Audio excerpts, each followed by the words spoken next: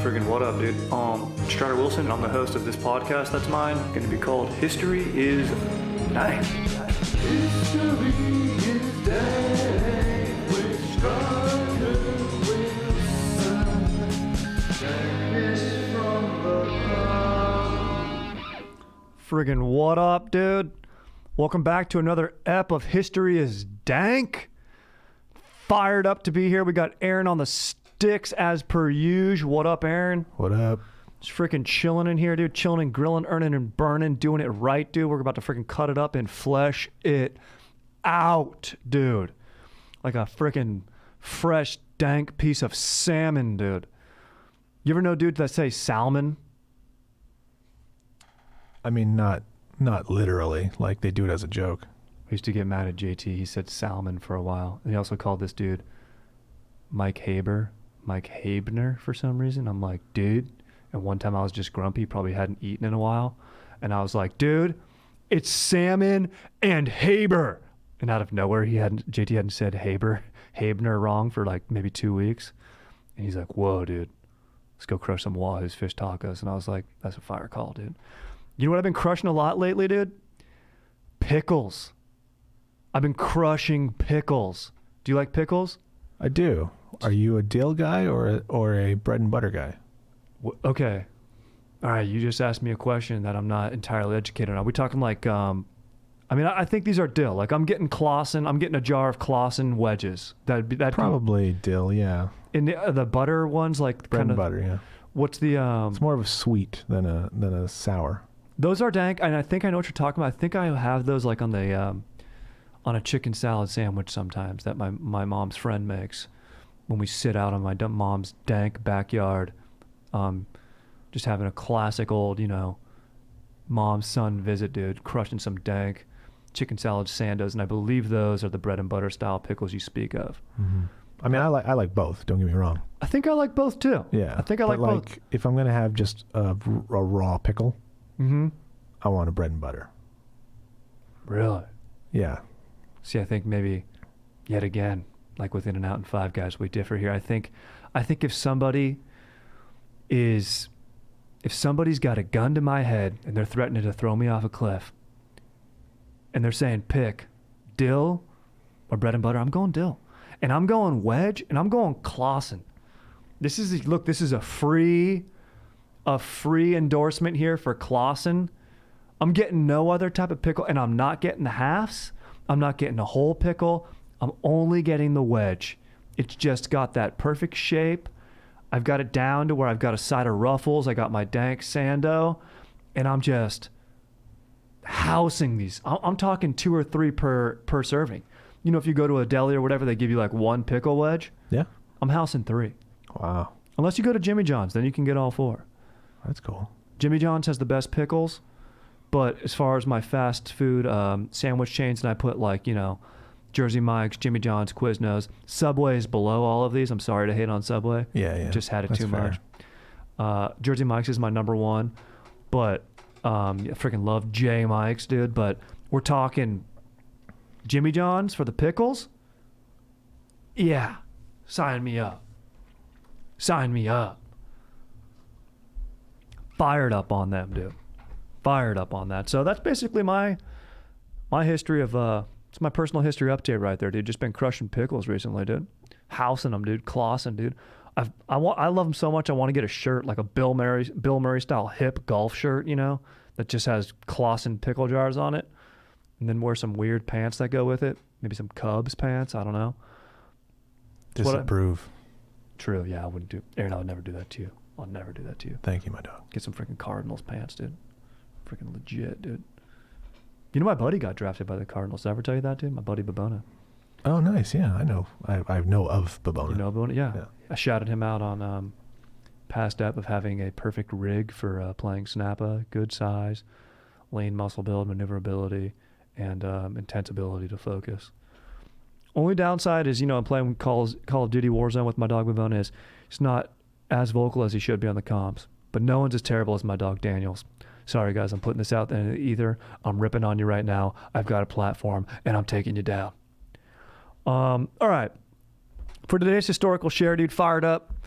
been fired up on outlooks recently, dude. Just about, dude, we're living in difficult times, dude. When are we not, dude? Seems like that fin de siècle, that end of century energy is turn of the century energy, something that's prevalent in the art world, so some sort of like, Gustav Klimt type works, dude, that might exemplify that, dude. Some dark stuff, dude. We're talking some straight up Northern European dudes living up in like, Denmark or wherever, dude, where it's, bright all the time, 24 hours a day, then it's dark another 24 hours a day certain times a year, and it's like, what's going on with my dome? It's basically quarantine living conditions. So they're exacerbating, any underlying, any psychological ailments or whatever we've got going on, dude. And I think it's just fired up to have a dank outlook. So I've been freaking crushing this dank book called The Intellectual Devotional.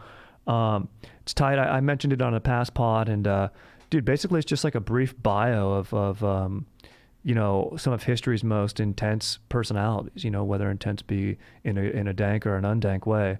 And the guy that we're talking about today is a dank way.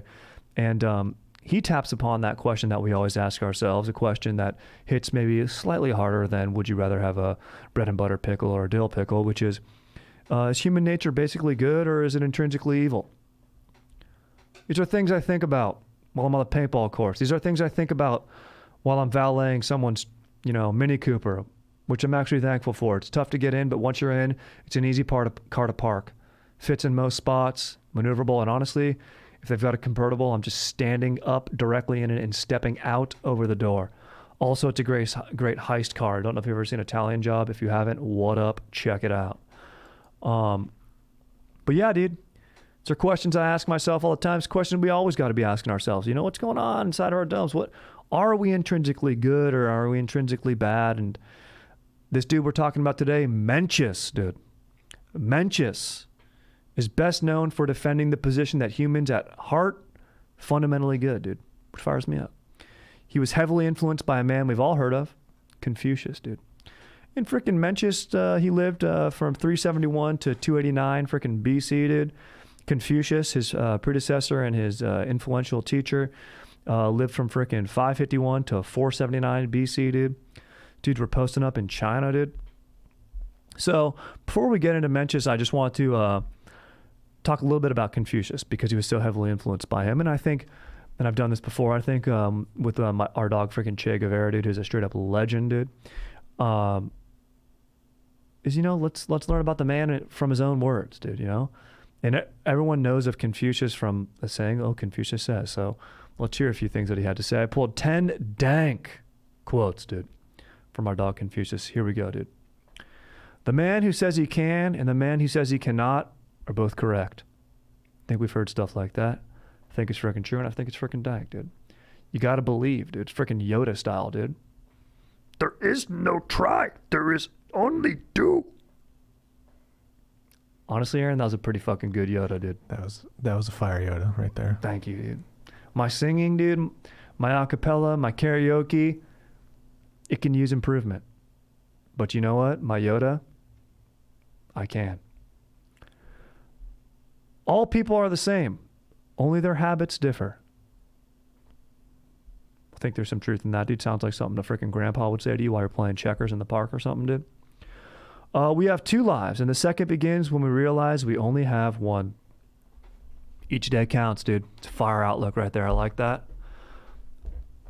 Maybe I'd get a t-shirt like this, dude. Some Clausen pickles, dude, and then some dank quotes from Confucius, dude. Be sick, dude. Freaking go golfing in that, dude. Super hip. Playing a pro-am. Let's see here, dude. When it is obvious that the goals cannot be reached, don't adjust the goals. Adjust the action steps. Dude, pursuing comedy so many times, dude, what do they say? It's crazy is just repeating the same thing again and again and expecting to get some change, dude. I think you got to mix it up, dude. You got to step outside the box, dude. You don't put yourself in that box in the first place, but it's like, dude, I've been freaking trying to do, been pursuing Saturday Night Live for a while, submitting packets and reels. I actually just submitted my one today, so I'm feeling pretty stoked on that, dude. Gonna give myself a nice little dippa when I get home, dude. Maybe a dank, dude, dippa and pickles. Dude, I want to be a freaking Somo of dippas and just pair them with pickles. You know how it's cheese and wine?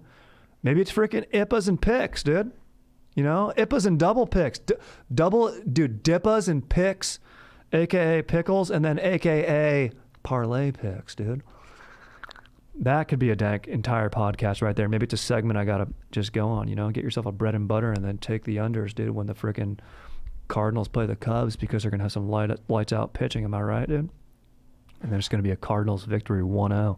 You hear baseball's talking about doing just having tie games in a shortened season, Aaron. You hearing about this? I mean, I heard they were going to do what the minor leagues do, which is they start any extra innings with a runner on second base. See, dude, which is crazy. You hate that. I don't love it because I do like extra innings occasionally, and they don't happen that often. But yeah, I mean, I don't know. I think once you're playing a game, what's your hurry to finish it? But it isn't part of the beauty of baseball that there is no clock, there is no time. It's just some guys out there on the diamond. It's pastoral, as they say. Exactly. And I think, you know, I understand baseball is trying to keep up with modern times and our fast-paced, you know, there's a meme for everything nowadays, and, you know, Twitter's under 140 characters, and, you know, Instagram's a quick image or whatever, and when I'm in the drill factory, it's real quick, even though I spend a lot of time in there enjoying myself. It's like, who's the fan base of baseball? I think it's people that are, like you said, kind of more, you know, they're historical. They're into the history of the game. They want to be able to compare modern era to, you know, a bygone era and have that, you know, I suppose the game hasn't changed too much in the however 150 years or longer it's been around. And that's kind of the beauty of it, dude. Mm-hmm. You can pretty much insert, dude. I mean, you have the juice era and all that type of stuff, but yeah, you know, in an ideal world, which we don't live in, but I think fans like to think, oh, well, you could place Babe Ruth in today's game. How would he play? The rules are the same. Get him a bat. The bat and ball should be the same. Mm-hmm. I don't know. He might have a little disadvantage in the nutrition department, but yeah.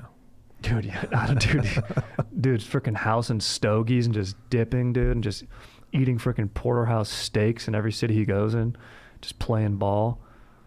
Honestly, dude, if you're able to do that and then you cut it out, he would be like Superman. It's like, you get that guy a green drink, dude, or a blue drink, look out, dude. The Babe's on blue drink. Here we go. All right, dude. Little segue there, dude, but let's just freaking keep cruising through these Confucius quotes on our way to freaking talking about our freaking dank legend Mencius, dude. Here's one. No matter how busy you may think you are, you must find time for reading or surrender yourself to self-chosen ignorance. Let me say that again, dude. Because I struggled reading it, dude. It's a quote about reading, dude. No matter how busy you may think, it's because I put a typo in here. I put make think you are. Because I rewrote these out, dude, because I want to get them in my dome. Sometimes I do that when memorizing, dude. A little pro tip. Write stuff out that you're thinking, dude. It's going to help you memorize stuff, dude. Any kids listening at home, if you got a pop quiz coming up, write out the information. Although you won't know you got a pop quiz, but that's the thing. You'll always be ready. No matter how busy you may think you are, you must find time for reading or surrender yourself to self-chosen ignorance. Keep yourself informed, dude.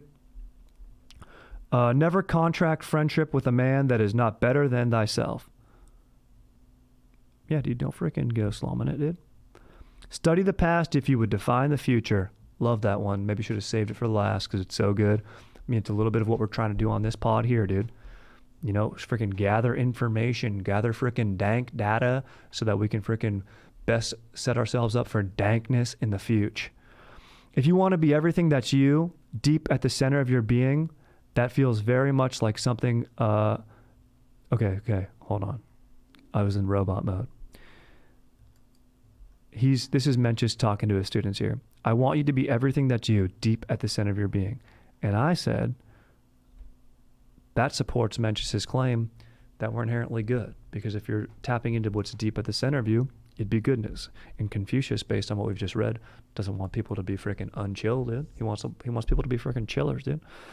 It is easy to hate and difficult to love. This is how the whole scheme of things works. All good things are difficult to achieve, and bad things are very easy to get. It's true, dude. Ever try to get a Coke in Utah, dude? No way, dude. Never give a sword to a man who can't dance. That's fire right there. I think I brought up that quote on Going Deep when I was freaking outlining this app a while back, and I think that says it all. You know? I think many things. One, because it takes skill to use a sword, and two, if you're giving a dude a sword who can't dance, he's not letting loose, dude. He's not cutting up on the D floor. He's not out there either, you know, bobbing and weaving with his bros, or, you know, if he'd be so lucky, delving into some freak dancing with a lovely lady, you know, or just out there freaking feeling the rhythm on his own. And that's a great, healthy outlet. I think dancing, dude, I think if aliens came down right now, dude, and you put on some freaking Genuine My Pony, Ride It, they'd understand what humanity's all about, and they'd like us, dude.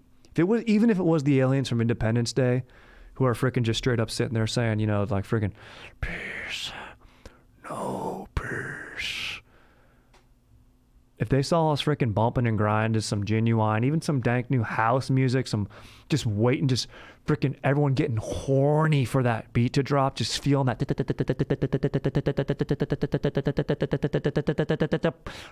and waiting for that beat to drop, dude. Those aliens from Independence Day would be like, this is legit. They wouldn't say, when freaking Bill Pullman's like, what is it that you want us to do? Die. Those aliens would be like, freaking get hyped. That's what they'd say. That's what they'd say. All right, dude. Also, what fired me up about Confucius, he had a freaking GF, dude, aka wife, dude. Sick, dude. Mencius had a wife too, dude. Tian. Confucius's wife was Qi Guan. Q-U-I-G-U-A-N. All right, dude. So, honestly, probably at this point in the pod, you're probably asking yourself, all right, Strider, dude, why don't you just do a whole ep on Confucius then, dude? Why are you trying to be chill, be edgy and different and freaking unique by talking about Mencius? Okay, yeah, dude, maybe some of that is true. All right, yeah, maybe I'm trying to be a little different or catch you guys off guard a little bit. You know what I mean, dude? Freaking bait you with my jab and then come out with a freaking like left, dude, you know? But none of it would have any heavy contact. I don't throw hard punches, dude. It's more like love taps, dude. Honestly, all I throw is freaking shoulder slugs when I see a slug bug. But no, dude, I'm just talking about, I mean, yeah, dude. All right, yeah. Do I have a lot of indie music on my iPod? Sure. Okay. But Mencius is a chiller, all right? He's known as the second sage, dude, from the fourth generation of Confucian disciples, dude. And I think Mencius captures the idea that of, and I quote, once again, our dog Confucius here, so sorry, dude. Yeah, I listen to Broken Social Scene. Learn avidly. Question it repeatedly. Analyze it carefully. Then put what you have learned into practice intelligently. I mean, come on, dude. Freaking straight up, Mencius learned from Confucius and he's putting it into practice freaking in a very freaking intellectual way, dude. I think that's a dank sentiment, dude. So that's a little bit of why I chose to go with Confucius here. So a little bit about Mencius, dude. A little bit about our freaking dog Mencius, dude. He's born during the Zhou dynasty in present-day Eastern China. His father died when he was 3, dude. His mother, freaking Meng, literally means Mencius's mother. Meng Ke. That's how she's referred to. Caring for her son's education, she found an amazing teacher for Mencius, Confucius's grandson, Zizi. He got work as a freaking government official, dude, thus enabling him to spread his freaking beliefs as he traveled, executing his bureaucratic duties, dude. So, you know, dude, China's got this bureaucracy, dude. They got freaking straight up bureaucratic buildings, dude, where he's just posting up at, dude, all over the empire, dude, vast empire, dude. And guess what, dude? When he's freaking done clocking in for the day, he's cruising out and he's having conversations with bros, dude. He's going out, he's kind of, honestly, dude, I don't want to be braggy too much right now. I'm sort of like, you know, a little bit like that at my valet job, dude. You know, I'm punching in, dude, 9 to 5, dude. Honestly, a lot of times 11 to 5, dude. Dank swing shift, dude. Maybe 11 to 6, dude. Get myself some dinner in the cafeteria before I cruise home. And then I'm talking to young bros, dude. You know what I mean, dude? I'm letting them know, look, dude. I'm letting them know, dude, if you're going to have a party, dude, you're going to want to get yourself at least one more 30 rack than you think you need.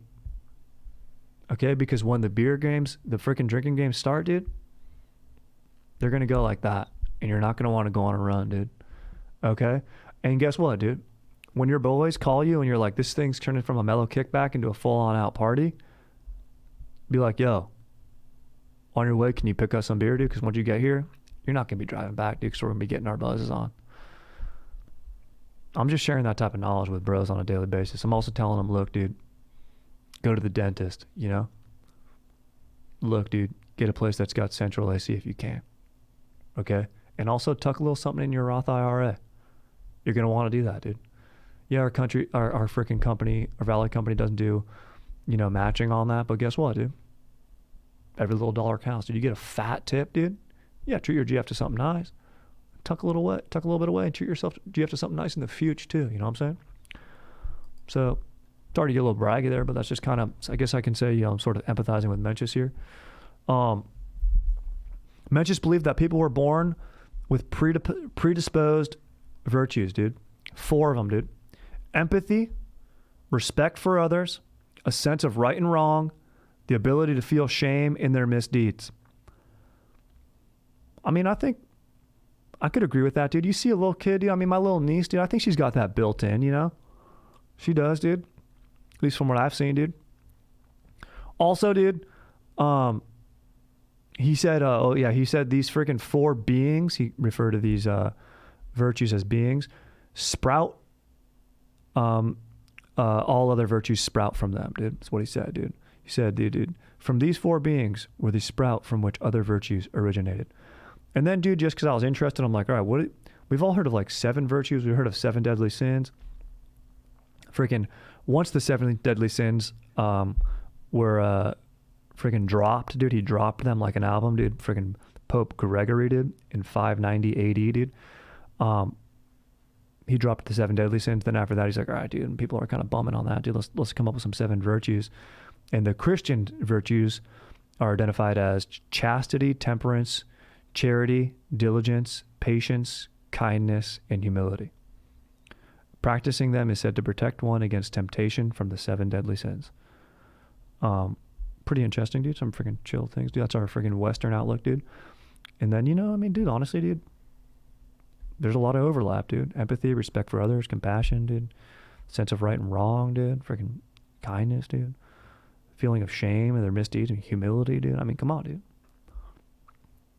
Freaking sick, dude. And you know, that right there, maybe right now if I'm writing an essay, dude, maybe I'm doing a little bit of an oral report right now, dude. Maybe I'd freaking use that as a freaking concrete detail. Maybe put a little commentary saying 2 humans on different parts of the planet at different times may or may not have been exposed to each other's thinkings or thinking that, you know, this goodness exists in people, these virtues. Pretty sick, dude. Helps Mencius' argument out, dude. Counter-arguments, just a few counter-arguments from his contemporaries, Mencius' contemporaries, most famously by Motzi, 470 to 391 freaking BC, dude. And Motzi has a quote that says, if the rulers sincerely desire the empire to be wealthy and dislike to have it poor, desire to have it orderly and dislike to have it chaotic, they should bring about universal love and mutual aid.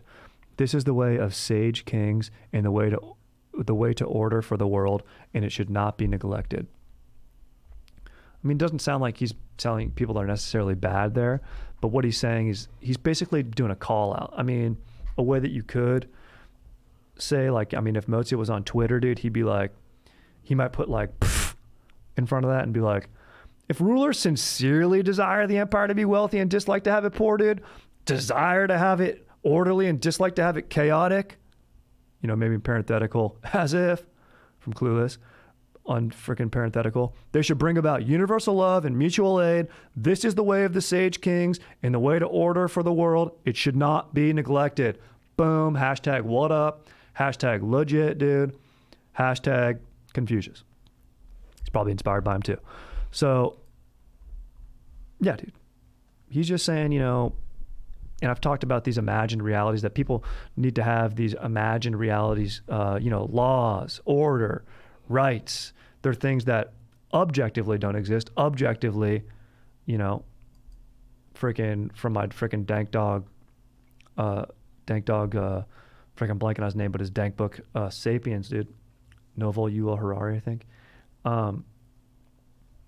He's like, look, dude, radioactivity, whether you believe it or not, it exists. It exists. It's objective.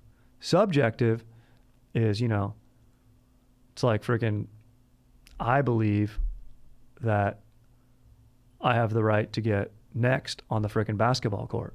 I've called it. And whether or not other people believe that or heard me say that can be debated. And then there's object subjectivity, which is like other dudes at that pickup basketball court did all hear me say that, and we all agree, dude. That's the system. You call next. So he's talking about the system here, dude. Yang Ju, dude. He also countered Mencius, dude. 440 to 360 BC, dude. Countered that people lacked any intrinsic virtue and that the ethics had to be learned through study and experience, as opposed to Mencius, who thinks it's exists within us and it just has to be massaged, if you will. It's like, Mozi and Yangtze would be like, no one knows how to play basketball, dude. You have to freaking teach them every single rule of the game or else. Mencius might be like, no, dude. People have got legs for jumping, hands for passing, freaking a dome. If they see a ball in a basket, they're just naturally going to know I'm going to shoot that ball in the basket. And I'm fired up to be on that side of the argument, dude. Freaking fires me up, dude. He just is a coach, dude. Everyone just needs a little coaching. So, I mean, there's truth in both sides of these things. That's why these dank debates go on, dude. So, freaking, let's get to a few of Mencius's quotes, dude, before we close it out, because he's so dank, dude. If the king loves music, there's little wrong in the land. Truth to that. Truth to that. Heavily ties into the sword and the dancing from our dog Confucius. Only when a man will not do some things is he capable of doing great things. Got to be disciplined. I love it. I got to deny myself that extra dippa because I want to get up early in the morning and get stuff done. I want to get up the next day. I want to go log on to my bank account, look at it, realize, okay, it's not where I want it to be.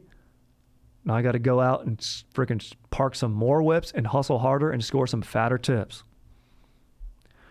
There is no greater delight than to be conscious of sincerity on self-examination. It's a tough thing to do. I don't know if delight's the right word, probably is. But when you're examining oneself, or if I look back listening to this podcast and I hear myself go on a little bit of a riff talking about Pickles and Confucius quotes, and I'm like, that is one of the dumbest things I've ever heard. But it's staying in because I got integrity. It's staying in. I'm not editing it out. But I'll look back and I'll go, that was unfunny and dumb. Honestly, a lot of times, even back in my single days, I'd freaking say a joke at a party or, just desperate for attention, something big, or hear someone kind of say a joke to me like, oh, Strider, dude, a little bit of an aside of a joke, dude, and then I'll just repeat it louder and look around, dude, like, oh, expecting some laughs, and then don't get them. And then I go to bed that night and I think back on it. A lot of times when I'm brushing my teeth as well, thinking back, and I'll just make this noise. I'll just go, oh. A lot of that. Just, especially in high school, in class, dude, trying to be funny. Teacher might say something. Remember I made a stupid joke one time. I was in AP history. What up, dude? Subtle brag. AP American history, and it's one of my first AP classes, and this girl, Jessie Lucier, super smart. I think she went to Harvard. And she made this amazingly salient point that a kid would never make in the regular classes. And dude, it was so succinct and well thought out. And I was like, oh my God. But then me and my regular class outlook, just freaking, I started a slow clap. I was just like,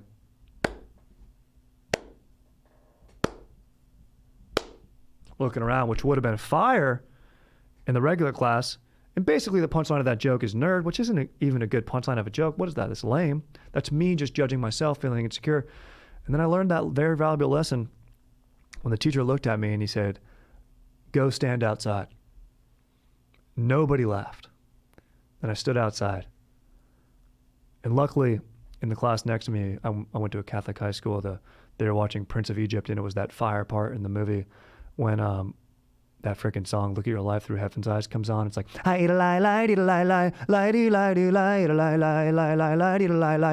your life through heaven's eyes.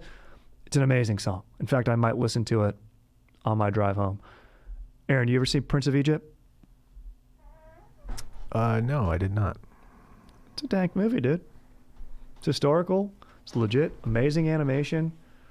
That's a fire movie. It's some great songs. It's Jeff Goldblum, right? Doing the Goldblum. Moses. Yep. Goldblum's in there. I don't know who plays Ramses. Then there was that horrible movie with like Joel Edgerton, who I love, where like he plays Ramses. Yeah, and Christian Bale. And Christian Bale. Yeah. Yeah. Yikes. No. It's amazing when you can take a like that's a great story, the story of Moses' Exodus, and then mess it up like that. That's pretty wild. That was Ridley Scott too, I think. Love Ridley Scott, the master of the Tyndall effect. He always has dust and light in his movies, dude. He did Gladiator too, didn't he, Ridley Scott? Yeah. I mean, respect. Maybe he's just balancing things out by making that dud. But anyway. Can't win them all. No, absolutely not. But you got to swing. You got to take chances, you know? Got to get out there. You can't be afraid to fail. And maybe if I'm going to give myself the benefit of the doubt with this horrendous joke that I had, looking back, I took a risk, it failed, and I learned. And then you get back up and you go. You got to be allowed to fail. And there's going to be failure before success. And you got to feel that shame to grow. And guess what? I was honest in my self-examination, and maybe I've grown in this moment in time here. And I'm still examining. That moment sticks with me. Even today, I might honestly go home tonight and just thinking back on that memory. You got to have that. You got to have a little bit of a healthy dose of shame and humility, but don't let it rule your world. You know, just a healthy dose. Another dank fire quote from Mencius: "Let not a man do what his sense of right bids him not to do, nor desire what it forbids him to desire. This is sufficient. The skillful artist will not alter his measures for the sake of a stupid workman." Feels intense, Confucius is always talking about the superior man as opposed to like the common man. I think he says like the superior man has a heightened outlook. I don't think it's like Code of Hammurabi style where he's like if you read the Code of Hammurabi, an eye for an eye is like only for a superior man. They're like he has superior men, common men, and then slaves in Hammurabi's time, the Babylonian king. I think Confucius here is talking about like enlightened men, although there was no question a class system existing in China during their times. This China, the Zhou dynasty for Mencius.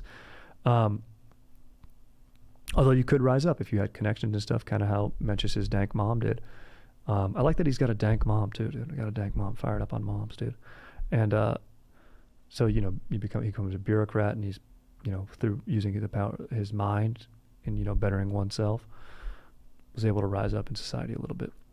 But yeah, so it sounds hard. I mean, he talks about like the stupid workman here. I think he's referencing like more of like the common or enlightened man.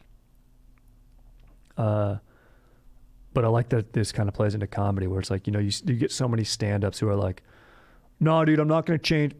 Audience didn't get it tonight, dude. Audience sucked tonight, dude. They're just bumming, dude. I'm not going to change my material. And I do think there is some of that. You have to stick true to what you and write what you know. And yes, stick with your sense of humor. But at the same time, it's like, dude, the audience wants you to succeed. If they're not laughing, it's probably the entertainer's fault to a heavy, heavy degree. There are other circumstances, but by and large, I've seen the majority of times when I see a comedian who's bitching about the audience, telling me that they suck, I'm like, nah, dude. Nah. You didn't bring it tonight. And guess what? I've been that guy too. I've been that guy. But just like Mencius said, dude, I'm delighting in the sincerity of self-examination. And then finally, my favorite quote of all time, which I love, Friendship is one mind in two bodies. I think that ties into your relationship romantically with your dank GF, but even with your bros, dude. I mean, a lot of times I get questions, how do I know when I have my crew, or how do I know when I've got my squad? And it's like, it's just that wavelength, you know what I mean? It's two different people. It's two peas in a pod, It's friggin' sweet, dude. So it's a little bit about our dank dog Mencius, dude. He's got a fire outlook, dude. He's got an optimistic take, and I want to spread a little dank optimism, dude. Hit you with some fire freaking quotes, dude. So if you're listening to this on the way into your work, dude, you can just drop a quote, dude. Maybe you can put that in the body of an email, paraphrase it, dude, and people are gonna be like, dude, you know what, dude? If your name's Zach, if you're listening, if there's a dude named Zach listening right now, like, dude, Zach just sent a fire email. Freaking just told us that freaking, just said, dude, the skilled artist will not alter his measures for the sake of a stupid work, man. And everyone will like that, dude. Nah, maybe don't use that one. Maybe use freaking our boss Jeff loves the music, dude. And I think there's little wrong in our office because of that, dude, because we get to bump tunes. Like if you're working at one of those dank, hip creative spaces that's got freaking just like bass playing in the background all the time. It'd be sick, dude. And they got cold brew on tap and stuff like that. Sick, dude. All right, dude. Freaking sick. Stoked on Mencius. Let's get to some questions, dude. One thing you forgot to mention about Mencius is his dank froyo chain. What, dude? There's a Mencius froyo chain? Are you for real? I'm sorry. It's a Mencius pun. Legend. Sorry. Freaking legend, dude. I don't know if this was if I've seen one. I'm a golden spoon guy. Oh yeah. There's Mencius all over. There's one here in Burbank. Yeah. Really? Is it dank? Let me ask you this question. My GF loves Yogurt Land. Okay. Yeah, it's just like Yogurt Land. But here's the thing. The yogurt itself at Yogurt Land sucks. The toppings are dank. Just like the burgers at Five Guys suck, but the toppings are dank. Kidding. I'm just jabbing you right there. I'm sorry, and I had to jab you. Yeah. That was not chill of me. But the yogurt at Golden Spoon is amazing. Like you could eat that yogurt. It's froyo, but it's like it's so good. It's thick. It's consistent.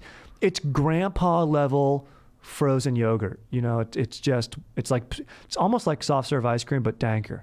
I don't know if I've ever had bad froyo, to be honest, though. Dude, if you've had Yogurt Land, you've had bad froyo. You shouldn't know.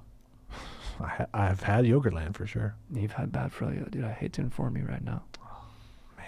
This is the day. This is the day you learned it. And golden spoons are a rare occurrence, dude. I don't know. They're not around a lot. Probably because it's quality over quantity. But I'm not hating, dude. A froyo date is amazing, dude. You get toppings with your potential future GF. I mean, it's the right thing to do. My arms don't even look jacked right now, dude. I got to go home and do arms, dude. If anyone's watching on YouTube right now, I'm sorry, dude. Honestly, dude, I'm going to think back on this moment right now when I put my arm up on the table during the pod, and I'm going to go like this when I'm going to bed tonight or brushing my chops, dude. I'm going to go like this.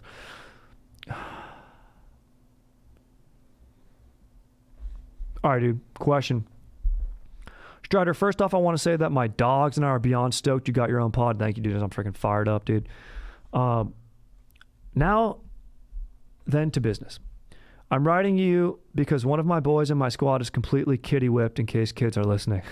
Let me start by saying our dude is absolute boy, dude. And he's always raising the stoke levels in the family room when we're all just kicking it. But he's never had a girlfriend over. In quarantine. He got all wifed up, and we barely even get to see him anymore. We went from straight vibing and just telling dank stories 5 to 6 nights a week to seeing him maybe once every few weeks, if that. And now when we see him, it's not even the same. I'm not trying to rain on my boy's parade, but because obviously he loves hanging with his GF, but dude, I miss my freaking boy, dude. I know you are the relation guru, so I know you can help me out and give me some solid advice. I don't want to interfere with my dog situation, but dog, damn dog, I want to chill with my boy again. RJ. RJ, that was beautifully written. I mean, dude, this is a tough question. It's coming up time and again. I mean, you got to have balance in life, I mean, it's not one of those things where you're prioritizing your GF over your squad. I mean, you have love for them just in equal, separate, different ways, And, love for your GF manifests itself in boning and chilling, and love for your squad manifests itself in off-roading and chilling. And it's like, I mean, here's the thing, dude. He's in that honeymoon phase. It's going to get better, bro. He's just stoked up on his GF, dude. They're stoked on each other's company, dude. You know, so you just got to be patient, dude. Patience is a virtue of Mencius. So I think that's it. Aaron, what do you think? I mean, I think, you know, that new relation kitty is pretty cool. Yeah, dude. It is. And I have to question RJ, like, do you need some yourself? Like, good call. Hey, look inside, self-examine, introspective, have some freaking integrity during your introspection, RJ. Aaron, good call. Yeah. I mean, but you know, people grow, people change, people, you know, evolve. So that could be happening, but you know, like you said, it's that honeymoon phase, and that's sweet stuff. And dude, I was there with you, Chad and JT, dude. They were bumming, dude. They wanted me to, dude, I was working, dude. Freaking, this was when I was at Benihana at the time, working, got a dank GF, dude. Freaking just stoked up, dude. And then seeing my boys not as stoked, you know, they would obviously be extremely stoked when we hung out, but they wanted it more, dude. And I felt bad not being able to give them full amounts of stoke. So they're all feeling it. I think maybe you guys just have an honest conversation, dude. Let them know. And then you guys can double date when you get a GFRG, and it's going to be fire. RJ, it's going to be fire. All right, dude. Quick cue. Moving into an apartment with the boys in the fall for college, we need to fully furnish it. Right now, we're leaning toward a ping pong table in the living room, and it is a burdening decision. We're paying for everything out of pocket, and the pong table seems to be the one item to bring the abode together. Plus, the fellas and I love a good game of pong and handle the cups and paddles with grace and humility. However, the pong table would make enjoying a film with the dudes difficult and hinder our ability to bond over cinema. Would love your thoughts, my guy. All right, dude, I love a fire interior decor question. I had a pong table in college. We put it outside. We said we don't care what's going to happen to it with the weather. We're just going to let it take a beating. I mean, it was in SoCal. It didn't even rain that much. It was down in San Diego. But it was close to the water, so the salt in the air beat up the steel. It was only good for 1 year. And you're going to maybe want this pong table for more years, especially since you're paying out of pocket, you're going to want to appreciate it. So here's what you do if you can.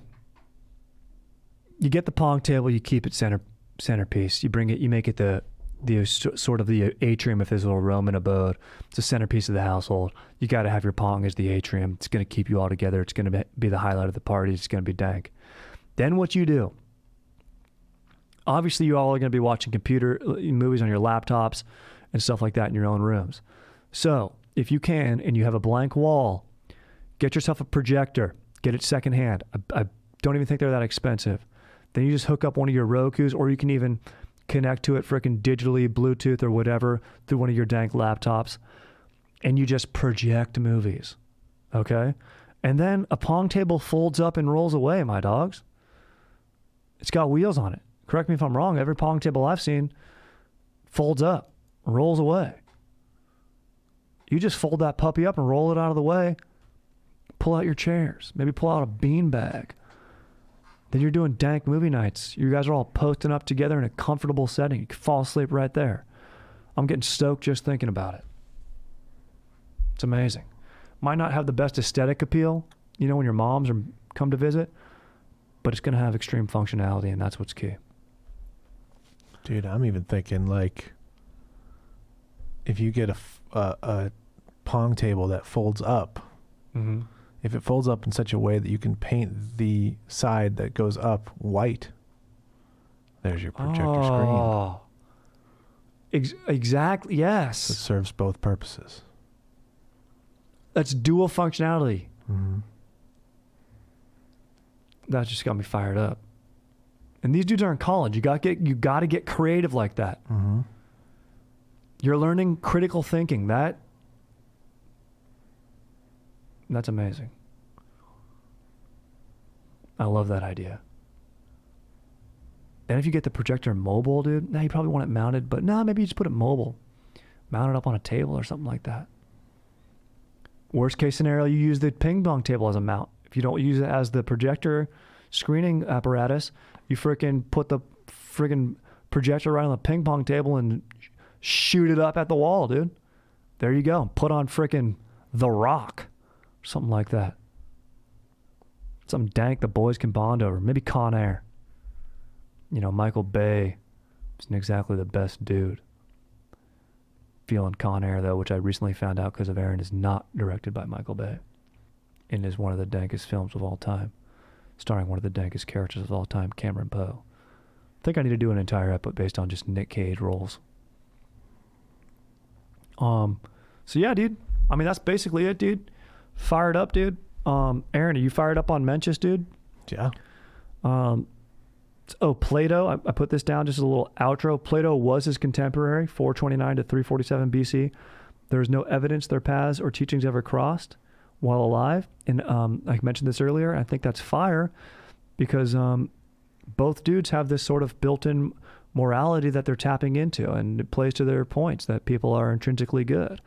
And, you know, a counter-argument, you know, what dictates personality? Or is it genetics, experience, intellect, education? Did they have sort of similar things going on in their lives? I don't know what Plato's upbringing was. I don't think he was a bureaucrat. I think he was just a tutor and a teacher. And, you know, I think it's just dankness, dude, to be honest, that these dudes from different parts of the planet are tapping into the same stuff and spreading some stoke. So I think, you know, if you're study the Stoics, but also study the chillers, the Stoics, dude. And I think Mencius is one of them. So fired up on that, dude. Hopefully you guys freaking enjoyed and freaking stay stoked, and email me any, I want to do some corrections too, dude. I know we're deep. This is episode like 15 now, but like, dude, if you got any corrections, suggestions, questions, email me, StriderWilsonShreds@gmail.com, because I want to start doing corrections and stuff at the beginning of the pods and everything, and keep it interactive and legit. So StriderWilsonShreds@gmail.com. All right, dude, freaking lit.